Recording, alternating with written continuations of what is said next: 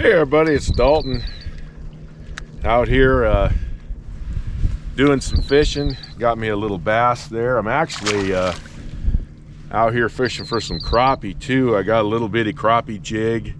It's a cool little jig. I'll talk to you guys about this, but right now I'm going to try to see if I can track down some crappie, but I'll probably catch some bass with it too. That's all right. I'm just fishing out here having a good time.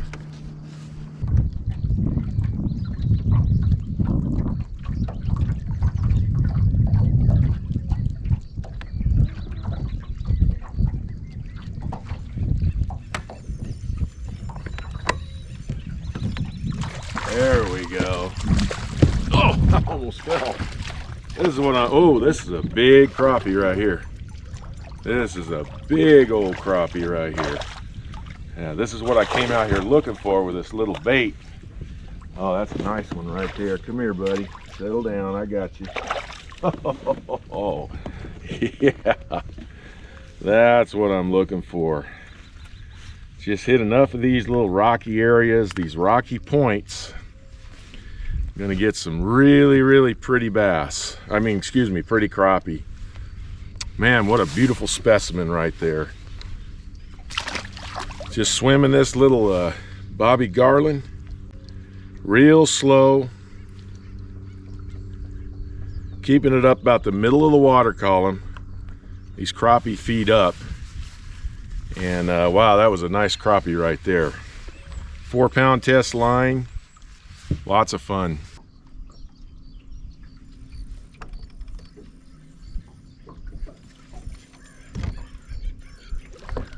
There's a crappie.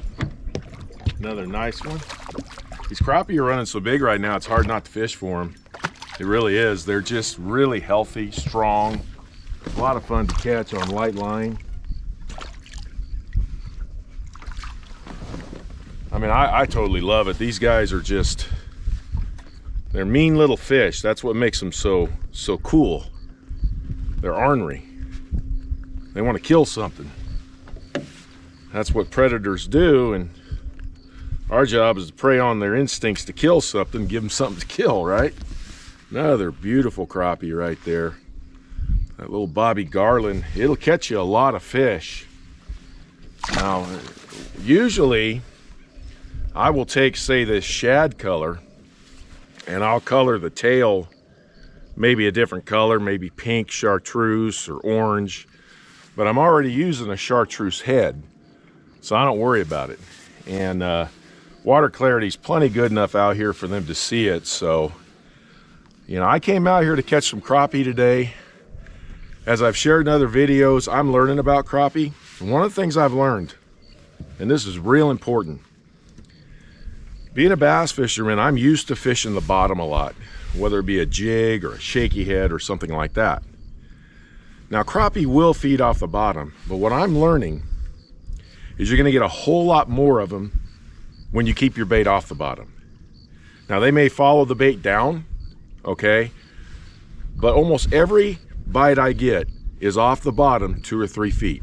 So like I say, I'm in about 8 or 10 foot of water. I count down to 3, 4, or 5, and then I just slowly start reeling, because I can see in the graph here, they're not on the bottom, they're up off. They feed looking up.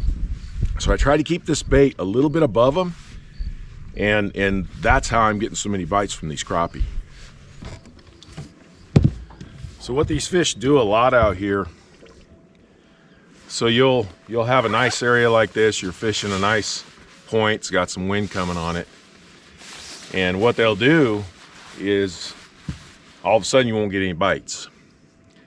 Stay around a few more minutes, keep casting, because a lot of times they just come right back in and they chase that bait up here, and then they'll go back out and they'll come right back in. A lot of times you can stay at an area like this for a really long time and catch fish. And then after a while, if I'm just not getting bites, there's plenty of other areas around here that there's probably some fish, some crappie around there. So that's kind of how I do it. I try to really soak an area well when I'm getting these bites, and I wait till it's been a while since I got a bite, and then I'll go ahead and move.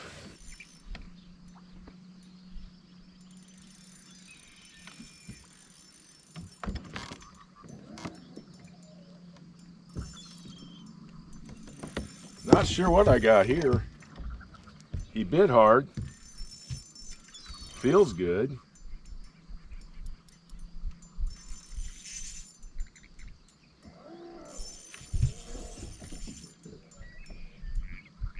Oh, got a big old white bass. He hit real good. I gotta tell you guys what I saw coming back here. Come here, buddy. Come here, settle down, settle down, settle down. Settle down. Okay. Yeah, that's a good sized white bass right there. He thumped that bait really hard. All right, so I'm back in the river end of this lake, back toward what is called the Narrows, okay?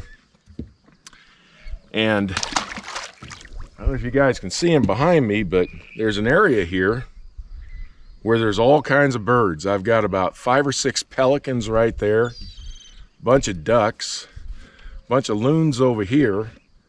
But the key is I got these seagulls, and they're swooping down in the water, and I know what they're doing. They're eating that bait. They don't make the flight over here from the ocean to waste their time. So this is not an area I would have stopped and fished. I was heading farther back. But as soon as I saw that, first cast, I caught a white bass. So there's a bunch of bait in here. Now let's see if I can catch some more. Show yourself. Yeah, another big white bass. These white bass are pretty healthy. Tell you that much. I did a little switch on them. I'm going to show you.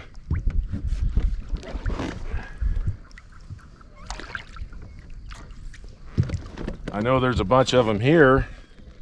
I wanted to get a little farther cast, so I was getting them. These are so pretty.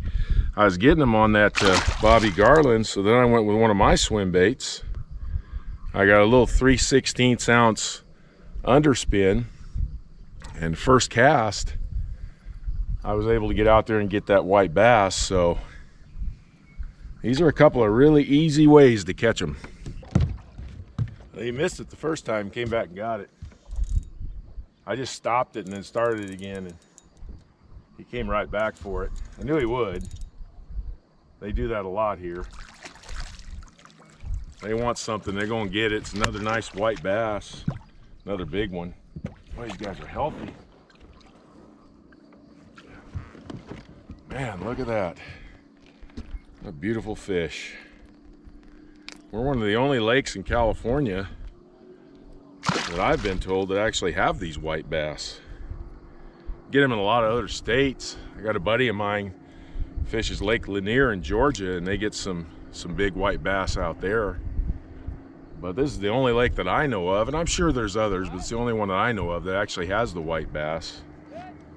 If you like a good fight, they're a good fight. All right, but I'm gonna wrap it up.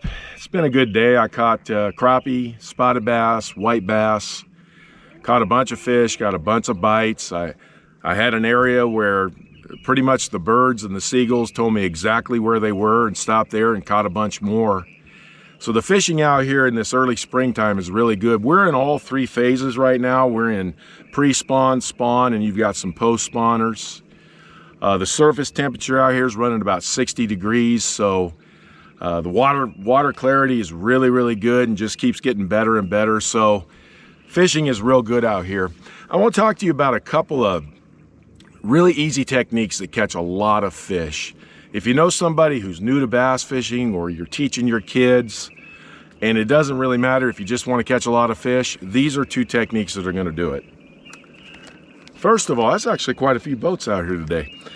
First of all, the little Bobby Garland crappie baits. This one here is called a baby shad, okay? It's a little 2-inch bait. And over at Dick's Sporting Goods, I picked up some little crappie jigs. This is a 32nd ounce. They're just little eagle claws. And I just thread that on there. And all I do with this bait, you know, a swim bait doesn't always have to have a boot tail. I would just take and slowly swim this thing along. I would count it down. I would look on my graphs, see kind of where the fish were. Are they 3 or 4 feet off the bottom? I'd figure out what depth I was in, and I would just go ahead and count it down. And just slowly reeling it, and it was just hard to miss. I probably got 99% of my hook sets. The rod I use today is a 6'6" medium light rod. It's actually a Daiwa, and it's called a Laguna. I just bought this rod. The reel I used is a little Revos by Daiwa. I use kind of a lime green braided line. It's Suffix 832 10-pound test. And the fluorocarbon leader that I use is 4-pound test. It's Berkeley Vanish, but it's a Berkeley Vanish I've never tried before. When I went to get some 4-pound test line, it was the only one they had. It's called Easy Casting.